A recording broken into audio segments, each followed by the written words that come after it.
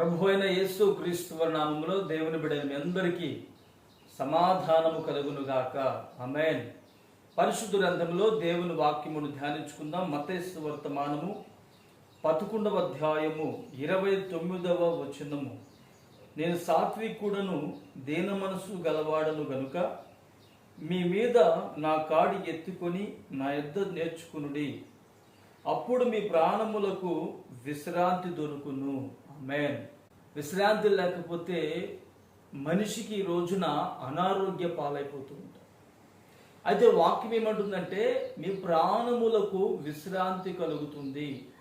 మనము అనేకమైనటువంటి భారములతో పోరాడుతూ వాటి ద్వారా విసుగు చెంది వేసారిపోయి విరక్తి కలిగిన వారుగా కొందరు కనపడుతూ ఉంటారు. అలాంటి పరిస్థితులలో మనం ఏం చేయాలంటే, యవన కాలమున కాడి మోయుట నరునికి మేలు అంటే, దేవుని కాడి అనేది చాలా సులువైనది, అంత ప్రయాసతో కూడినది కాదు. ఆ సులువైనటువంటి కాడి మనం ఎప్పుడైతే మోస్తామో అప్పుడు మన ప్రాణములకు విశ్రాంతి కలుగుతుంది. మరి రోజున నీ ప్రాణమునకు విశ్రాంతి లేదేమో, నీవైతే దేవుని కాడు మోయిచున్నావు, దేవుని వాక్యము మోయిచున్నావు, ప్రభువుని అనేకుల ఎదుట మోయిచున్నావు. నీ ప్రాణమునకు విశ్రాంతి కలగక నీవు తరలిపోతున్నావేమో, నువ్వు ప్రార్థన చేసుకునము.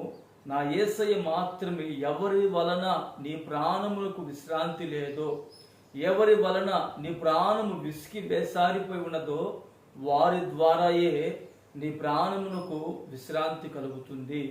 ఆ విశ్రాంతి ద్వారా నీవు ప్రభుని స్తుతించేటువంటి వ్యక్తిగా నా యేసు నీ జీవితాన్ని మలచునుగాక. ఆమేన్. ప్రార్థన చేసుకుందాము. ప్రేమగల తండ్రి, పరిశుద్ధుడా, స్తోత్రం చెల్లిస్తున్నాము నాయన. మీ ప్రాణములకు విశ్రాంతి కలుగును అని రోజున మీరు మాకు వాగ్దానం ఇచ్చి ఉన్నారు. మా ప్రాణములకు విశ్రాంతి కలగాలంటే మొదట మేము మీ కాడిని మోయాలని మీరు మాకు తెలియపరచున్నారు. మీ కాడి మోసేవారుగా నీ బిడ్డలు మలిచి ఉన్నారయ్యా, స్తోత్రం. వారి జీవితంలో ఎవరి ద్వారా అయితే విశ్రాంతి లేక వారు తలడిల్లిపోతున్నారో నిశ్చయముగా నీ బిడ్డలకు గొప్ప విశ్రాంతి కలుగు చేసి ఈ వాక్యమును ఈ రోజున నీ బిడ్డల జీవితంలో స్థిరపరిచి మహిమ పొందుకోమని యేసు నామమున ప్రార్థిస్తున్నాను తండ్రి. ఆమేన్.